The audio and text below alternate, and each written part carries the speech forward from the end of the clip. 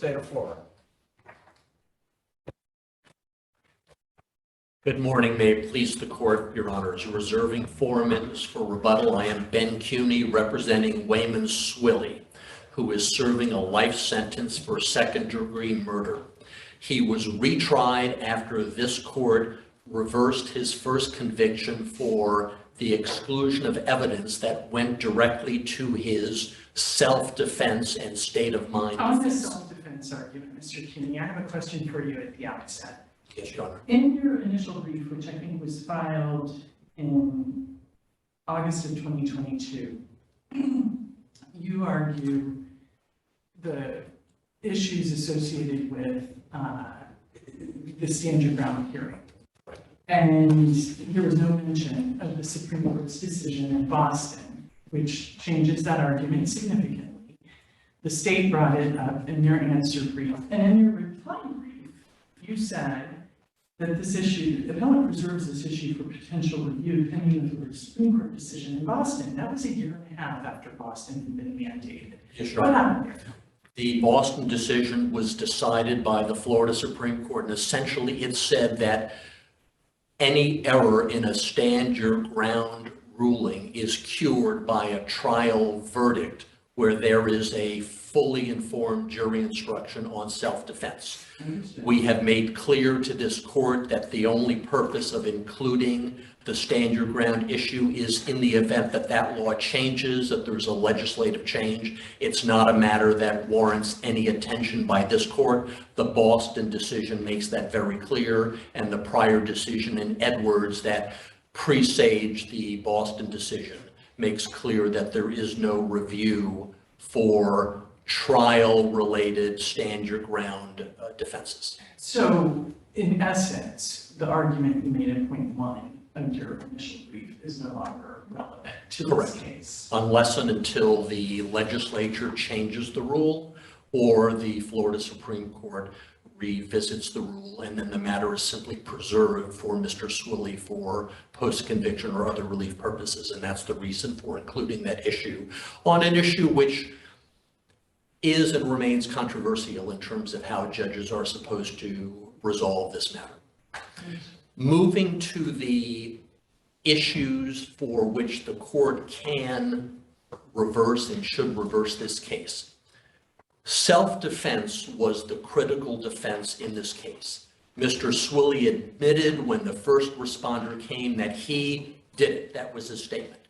And through careful motions in limine and rulings from the first trial, adopted by the retrial judge, same judge as law of the case, the retrial judge, the judge on retrial, did not change his rulings on admissibility for items that were excluded, items that plainly pertain to Mr. Swilley's state of mind and reasonableness of his self-defense claim.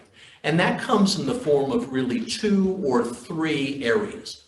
First is his initial statement to the first responder. Scene of the event, 9/11 is called. Mr. Swilley made clear he did it, an admission. So let's talk about that. Yes, Judge. In the first trial, which we have little to no record of, and I read the transcript here where Judge Andrews says in the beginning of the second trial in consideration of motions in limine that he would, the law of the case dialogue that you described. But as far as the ruling on this, you've got basically 3 categories of evidence, and this is one of them. I think the nut of your argument is that the state, 2 things, the state opened the door with its opening remarks to having this evidence received. And the state says, no, he didn't open, that first of all, it's unpreserved. I'm sorry, the Bill Brees testimony, the argument on that is unpreserved, and then the opening statement couldn't open the door because it's not evidence. Do you agree with that part of it? Absolutely not, Your Honor. And the reason is Plainly, opening statements are not evidence, we know that. But the first, almost the third paragraph of the prosecutor's opening basically says, Mr. Swilley made up his self-defense claim. You never heard him say that until he was waiting for his interview with Bilbrey. Now, factually not true, but at that time, the prosecutor knew that the judge had excluded the Officer Heron statement, excluded a redacted version that came into evidence without the statement, I did it in self-defense. So that set the theme. So when Bilbrey testifies that Swilley admitted the stabbing, and he multiple times, Bilbrey testified that Swilley had said Mr. Johnson was coming at him. And Swilley took the stand, and he testified that he was scared of Johnson, that he was drinking, that he was bigger than he was poking him in the chest, his fist was balled up, he was coming at him. And he specifically testified that he acted in self-defense and that he was in fear of his life. And he confirmed that he had not told Bilbrey that he was scared. But how is this not cumulative, is what I'm driving at? So 3 reasons, Your Honor. First, the law is very clear that when the prosecution even infers or implies, not even directly says, that the defendant is making this up, that's a fabrication. The defense is allowed to use all relevant evidence to rebut that implication of making it up. So that's the first step, and that's a separate evidentiary issue. That's to rebut some position taken by the prosecutor. Here, that evidence plainly not only rebutted that, obliterated it. The first words out of Mr. Swilley's mouth when there was high emotion, he was there, the stabbing had occurred. And remember, these were neighbors who had no prior interaction of a negative fashion at all. They were friends until Mr. Swilley, the jury understood, found out that the neighbor was a child sexual predator and told him to stay away from his family. And this whole event took place in Mr. Swilley's yard when the victim refused to leave, and again, the jury understood this, was very aggressive. And I had a question about that. Yes, sir. Because it wasn't clear to me exactly where they were standing vis-a-vis Mr. Swilley's yard. It looked like they were at his entrance gate. Mr. Johnson was outside the gate, he was inside the gate. So the testimony is very clear that the several minutes of interaction included Mr. Johnson, victim, following Mr. Swilley from the alley, saying, we gotta talk, we gotta straighten this out, very demanding. Follows him into Mr. Swilley's yard through the gate. Mr. Swilley saying, I'm not talking to you, don't come here. Follows him in. Mr. Swilley then promptly, with his children playing in the backyard, arms himself with a knife that he puts in his pocket because he knows the history of Mr. Young. The two of them argue. As they're arguing, Mr. Swilley is essentially moving Mr. Johnson out of the yard. And the incident happens when they are at what would be called the threshold or the gateway to the yard. And Mr. Johnson is not leaving voluntarily. He's not saying, I'm going home. He's resisting. But he's no longer in the yard. He's just standing, as you say, on the threshold of the yard, right? There is no, the testimony is there is no separation between the two. It's not that there is a barrier. That's the gate, and they're working out. And at this point, Mr. Swilley testifies, and there is no testimony to rebut this. But the testimony also is that Mr. Johnson was standing with his arms by his side. He basically was saying, I don't want to fight, I want to talk. We need to resolve this issue. He gets pushed by Swilley. He doesn't push back. Swilley then hits him in the neck with a knife. So the way I read these facts is it looks like Swilley's the aggressor. And because of where they are at the threshold of the property, he's not really standing his ground on his property. Johnson's basically right at the edge of his property. At least that's the way I read it. And I know you probably disagree, so help me see it the way. It's not that I disagree, and I do respect, Your Honor, that the evidence has to be viewed in the light most favorable to the state. But the uncontradicted evidence is uncontradicted. Mr. Johnson has his fist balled up and had poked Mr. Swilley and said, we're going to straighten this out from a powerful position. He's inches above, and muscle increase from Mr. Swilley, undisputed testimony. And this happens when Mr. Swilley believes that Johnson is going to take a lunge at him. What happens immediately before the lunge? Pinckney, the girlfriend, has separated them. Johnson is moving toward Swilley. Swilley pushes Pinckney out of the way in a protective measure and instantaneously pulls his knife and stabs Mr. Johnson. And what makes this critical is Mr. Johnson's state of mind. It may have been that the jury could have determined Mr. Swilley was the aggressor. That's not a necessary exclusion to self-defense. If Mr. Swilley was in a position he was allowed to be, his home, his curtilage, and Mr. Swilley was doing nothing wrong. He committed no crime.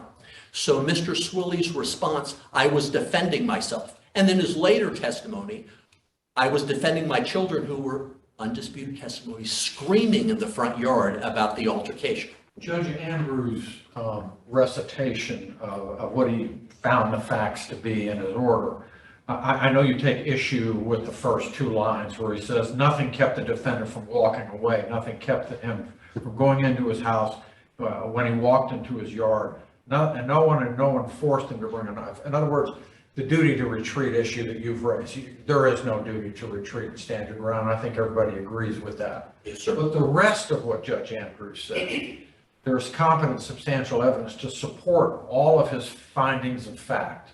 I mean, he basically took the position that, that nothing forced the defendant to decide to stab a man he'd already shoved, who did not take the opportunity to shove him back or get angry or become threatening. The defendant's life was not in danger. His life was never threatened. And he goes on, and while there's differing views of these facts, there certainly is evidence to support Judge Andrews' recitation of these facts, with the exception of the duty to retreat language, which I agree is wrong. So even if the duty to retreat is there wrongfully, the rest of what Judge Andrews found as fact is supported by the evidence in this case, or at least someone's view of the evidence, and then the evidence in the light most favorable to the state. So what are we to do about that? Aren't we pretty much stuck with that? So two things, Your Honor, is Judge Andrews made those decisions without the benefit of the excluded evidence. And that's the judge's decision at a different standard from what the jury is required to do. And the jury is absolutely required to have all relevant evidence.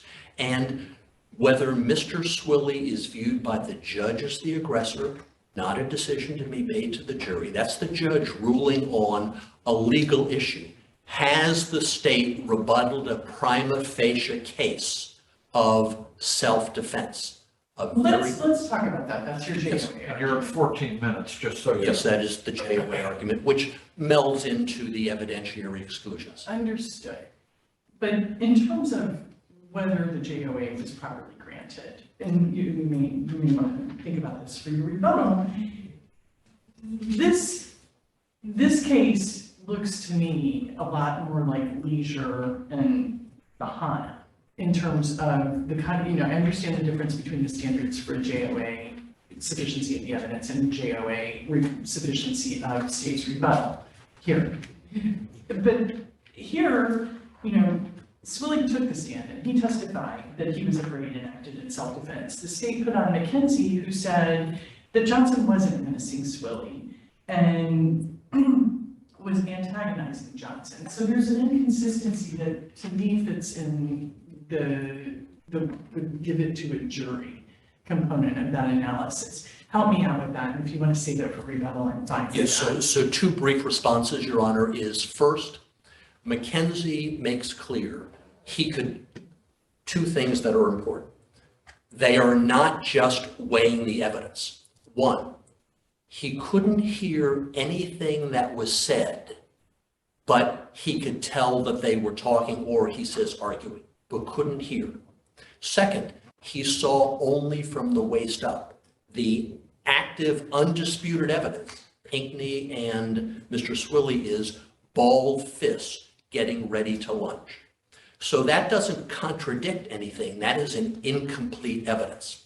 And number two, Your Honor, the sufficiency of the evidence rebutting a prima facie case is what undermined either the truthfulness of Mr. Swilley or added to what the evidence was.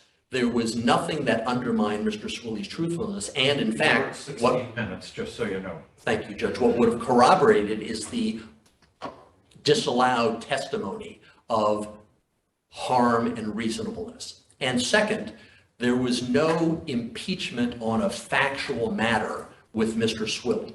So under these circumstances, there was no rebuttal of the prima facie evidence. All the state did was suggest you can't believe Mr. Swilley because he made up his defense.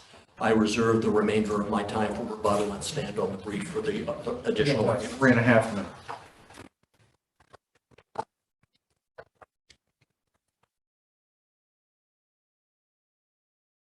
Please, the court, counsel, my name is Lori Benoit-Knox and I represent the state of Florida in this matter.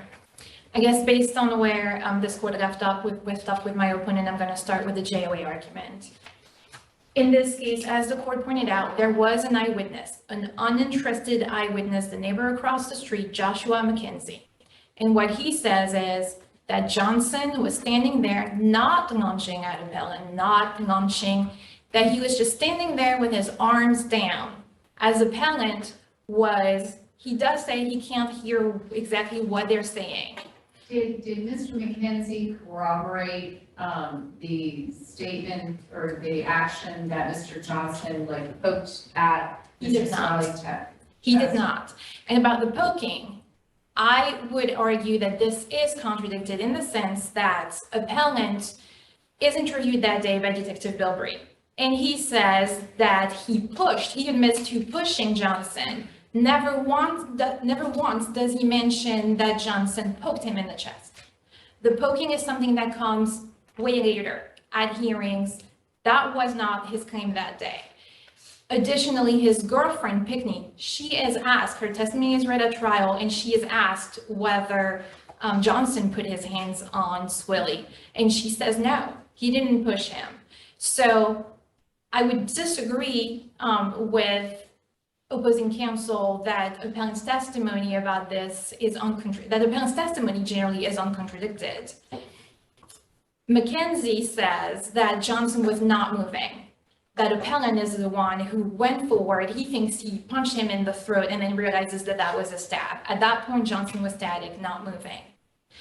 McKenzie clearly describes appellant as the more agitated one of the two. Yes, he can't hear what words they're saying, but at the same time, appellant's argument that he's feeling threatened is not based on the words. It's based on Johnson's. How about the excluded testimony, though, that, basically, Mr. Swilley said, according to our, record, as soon as the police came up, he said, I did it, I was defending myself, and the weapon's right over there. That's pretty critical to his whole theory of this case, to keep that out. Explain how we should just get comfortable with that, because it seems like that's a serious issue. Well, first of all, I would again disagree with opposing counsel that the state argued that there was a recent fabrication of self-defense. What the state said in opening statement is contrast what Swilley said as he is stabbing Johnson. And that's, this is what you get for effing with a real N-word. Contrast what he says, what he is heard saying in the background of the 911 call. I don't give a F. With then, when he's in front of law enforcement, his claim of self-defense. They didn't say he fabricated it later. They're saying his demeanor, those two things, what we know he was saying as it was happening and what he says as he is talking to law enforcement are just not compatible. Even if the statement to Deputy Herring had coming, it wouldn't have changed anything to the arguments that the state made. The claim of self-defense comes in, the state did the interview, the statement, the state allowed in, or let the jury hear, the statement that appellant makes to the officer who is waiting with him for the detective to come, where he says, yeah, I feel bad that my kids saw me get angry like that, but it was self-defense. The way the evidence was presented, the jury is not aware that Swilly had any opportunity to talk to law enforcement until that specific interaction with that officer who's waiting with him. It's not like the state let in the fact that Deputy Herring and Swilly came in contact. It doesn't appear in the record. Deputy Herring doesn't testify to interacting with Swilly ever. And so Swilly's statements to that first officer come in where he says it was self-defense. His statements to Detective Bilbrey, where he doesn't say self-defense, but he does say he was attacking me. And the fact that the state said, well, you didn't say you were in fear. The defense counsel did a great cross-examination of Bilbrey and said, didn't he repeatedly tell you that that Johnson was coming at him and that he was.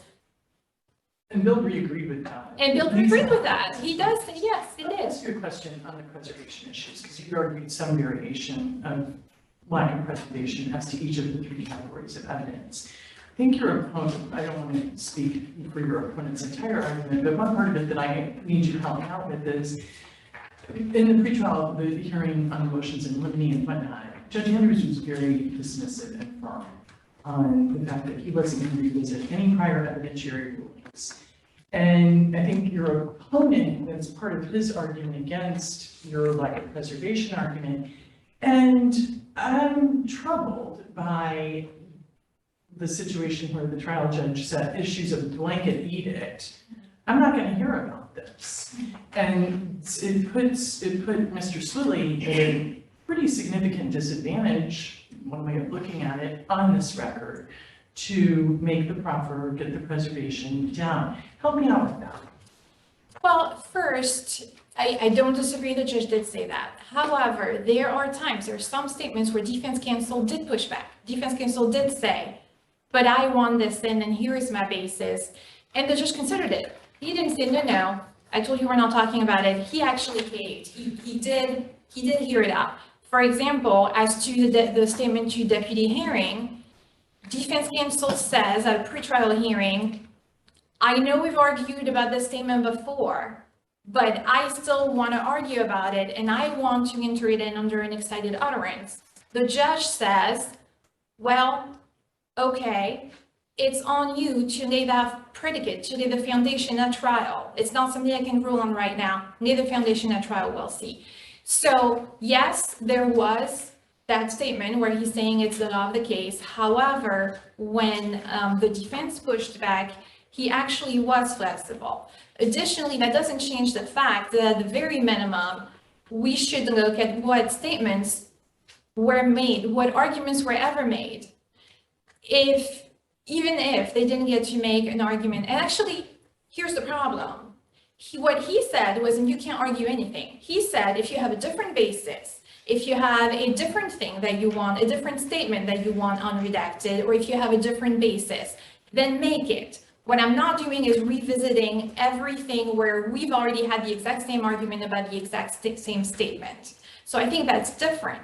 Based on that, that was my reason for So going. reduced to simple terms, your position is, he said that sort of in the heat of the moment at the pretrial, but when the defense got to trial, when it decided that it wanted a piece of evidence and that otherwise might have been within that dragnet from the pretrial hearing, that the defense made its proffer, and for whatever reason, on the back end of that, you have another preservation argument, either it was waived by the way it was briefed, or Right. it changed along the way, and the basis for preservation, one way or the other, is gone. Is Right. that in a nutshell where you are with this? Essentially, yes. Okay. But I would say, to simplify, as to the unredaction to the interview to Bilbrey, I looked through this trial record, this trial transcript, the record, the previous trial, the first transcript, and I didn't find anywhere where appellant has made the same legal basis for those statements to be part of the interview played to the jury as what is now on appeal. So based on that, the state's position is this is not preserved. Not only, Judge Andrews, in his writing, seemed to be wedded to the idea that there was a duty to retreat in these circumstances.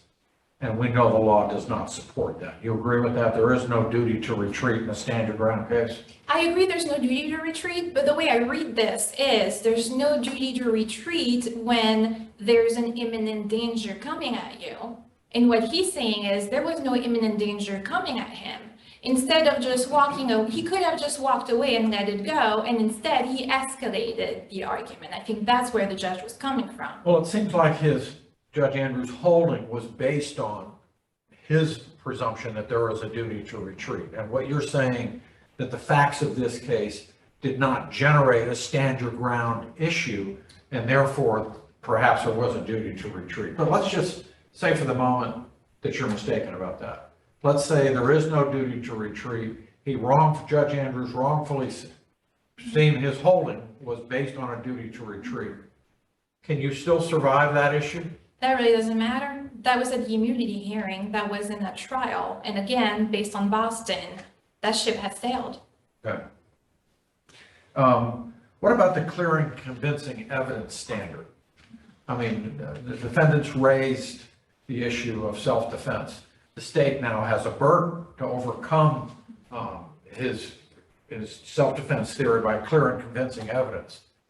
These are murky, nuanced, detailed, arguable facts. I mean, everyone that's touched this case says, wow, this is kind of a closed case. So explain to me the state's clear and convincing evidence. How do we clear that pretty high hurdle on these facts? Okay. So first I'm going to start by reminding this court that based on Boston, really at this point, this court cannot reverse based on the immunity hearing and based on any error there. But the state's position is there was clear and convincing evidence in what was presented to the judge at that hearing.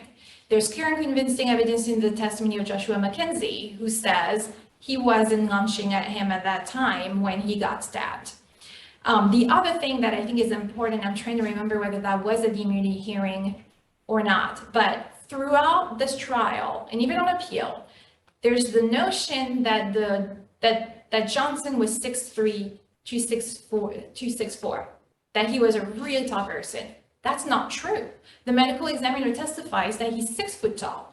And I would suggest that that significantly changes this notion that there's this giant person coming at Swilly and that he's got to defend himself, and that the notion that that would justify stabbing somebody. The testimonies, the different statements that Swilly makes are inconsistent with each other. Within his interview with Detective Bilbrey, and that was at the immunity hearing, he does say that Johnson came at him, you and me, if we got a problem, we need to deal with it. But he also says, and I think I have that quote somewhere, where he says, yeah, he just wanted to talk about his feelings. He was just upset that I hadn't been talking to him, and I told him I didn't want to do none of that, and I pushed him. That statement in itself gives the opposite impression. And when you put that together with his admissions that he pushed Johnson, that statement that Johnson came at him to talk, the neighbor across the street who says, no, Swilly was the one who was extremely aggressive. Johnson was just standing there and he didn't launch at him. Pinckney's that's a hard word for me. Pinckney's testimony that he But the wasn't. key here is, because of Boston, the state does not have that burden at this Correct. trial. Correct. Right, okay. So the state's position is that there is no reversible error, that there was a factual question for the jury to determine as to the self-defense, that the evidence lent itself to the interpretation that Swilly was the original aggressor, and therefore we would ask that this court affirm. If there are no further questions, I would rely on the merits of my brief. Thank you very much. Thank you. You have 3 minutes, 3.5 minutes. Thank you, Sorry. Your Honors. There is no doubt that at the trial, and frankly on appeal, this is one of those close cases. Yes, a person, a neighbor convicted of second-degree murder where there has been no bad blood between the two. And remember, evil intent, imminent threat. And what the jury doesn't hear, the judge knows, but the jury doesn't hear is that from the first words uttered from Mr. Swilly, he believed he was acting in self-defense. The jury never hears that. Well, they do. I mean, he testified at trial, and he told them all about how scared he was again and again and again, and how big he perceived this large man coming at him. I get that in a perfect world, it would have been better for your client to get the statement to Officer Harrington. But I'm struggling with how that is actually a harmful error here. Yes, Your Honor.